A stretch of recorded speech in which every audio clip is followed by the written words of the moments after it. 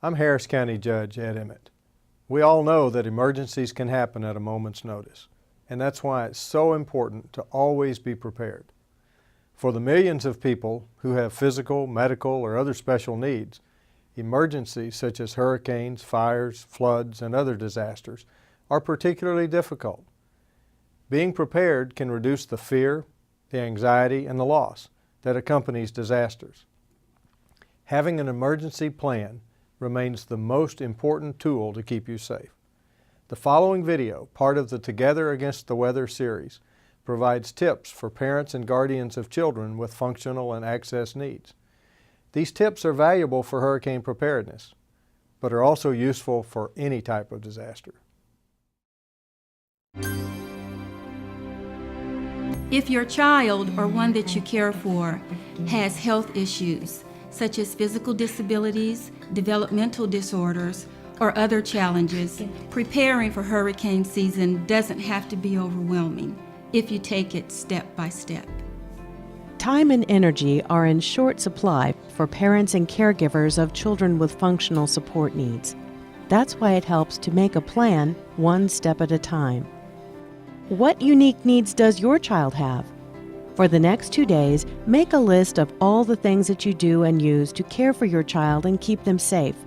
Then go over the list and mark the things you must have to stay in your home for at least a week or more without power or any way to get supplies, including backup batteries, feeding supplies, and diapers or pull-ups.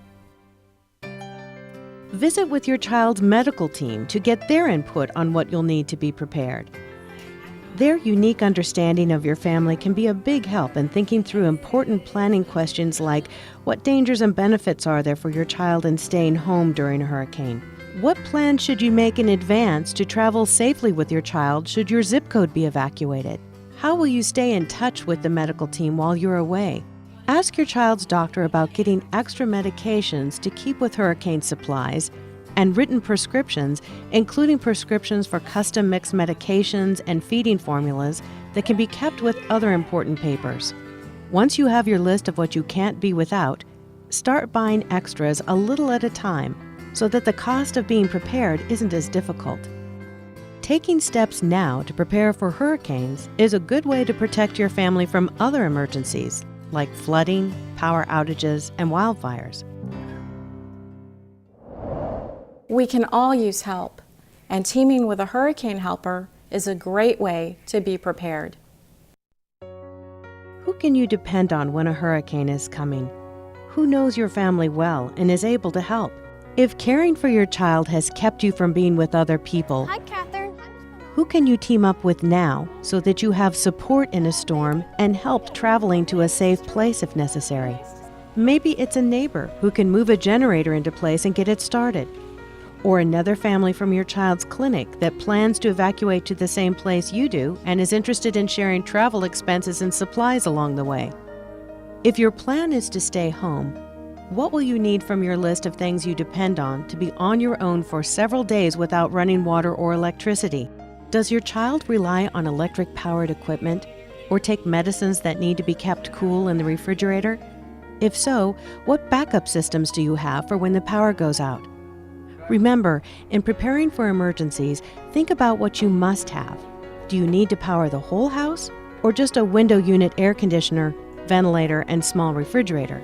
If you have a generator, do you have the fuel that you will need and know how to use it safely? Practice with your family and hurricane helper. Talk about other support your hurricane helper can provide in a storm, including how to operate the equipment your child uses. Be sure that both your power company and local fire department have been told if your child depends on electricity for life support equipment. Don't assume that any agencies you depend on now will continue to help during a hurricane. Talk directly with the company that provides your medical supplies or nursing support to be sure that any assistance you're counting on will be there when you need it. Sometimes staying home isn't an option. If your zip code is evacuated or being home without electricity or running water for several days will be dangerous for your child, then have a plan ready for when it's time to move to a safer location. Mandatory evacuations for a hurricane are based on the risk of storm surge, severe flooding caused by water pushed on shore by heavy winds. So the closer you live to the coastline, the more likely you are to be evacuated. Know your risks. If it's likely that your zip code will be evacuated in a hurricane and you and your child will need transportation to safety, dial the 211 Texas United Way helpline today to register for free help. 211 Texas United Way helpline. How can I help you? Registering for transportation assistance by dialing 211 Do you have transportation to evacuate? was developed to help in other emergencies too, like wildfires, flooding, or power outages. So even though your area may not be evacuated for a hurricane, if you'll need transportation in a mandatory evacuation, it's a good idea to register today. If your zip code isn't evacuated, but staying home with your child won't be safe, make a plan now for where you will go and how you will get there. Talk to your child's medical team about what continued treatment your child will require while away and your best options for finding a safe place to stay. Emergency rooms and hospitals are not shelters. That's why it's important that unless your child requires emergency care, you have a plan for where you can go that will have the electric power and access to any medical care your child may need. Before you evacuate, it's important to know who you will count on when you get to where you're going, like the closest pharmacist or pediatric specialty center. Take time now to introduce yourself to them and to confirm that they will be able to access your child's updated medical history and prescriptions. Know what you'll need from your list to be safely away from home for at least 2 weeks, including items you rely on to comfort your child and help keep them calm. Seal medications and any medical supplies that shouldn't get wet into plastic bags. Important documents like your child's medical records, copies of written prescriptions, insurance and benefit cards, emergency health information such as allergies and physician contact information, and your child's treatment plan should also be stored in watertight plastic and kept where you can get to them quickly. Tags with your name, address, and phone number should be attached to any equipment that you'll be taking with you. Adding identification and contact information to the clothing of children who have difficulty understanding or cannot talk is also an important safety measure. Don't wait until the last minute to make a move. It's much better to give yourself plenty of time to get to safety.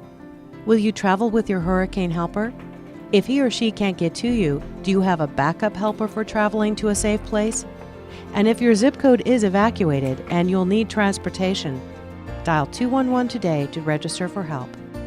Most of all, have a support system you can count on now for when you need it. Because we're better together. Together. Together against the weather.